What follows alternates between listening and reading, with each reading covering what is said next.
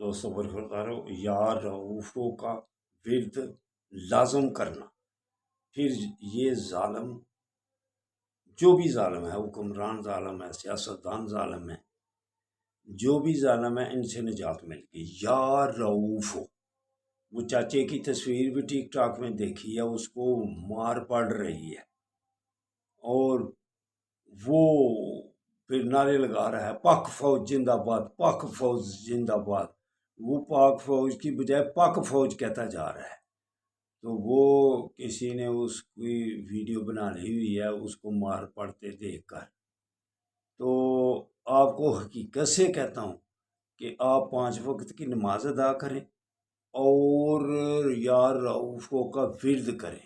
سب لوگ جب ورد کریں گے، اللہ کے آگے گردنیں جھکائیں گے، اللہ سے دعا مانگیں گے، تو ظلم کا خاتمہ ہو جائے گا انشاءاللہ تعالی.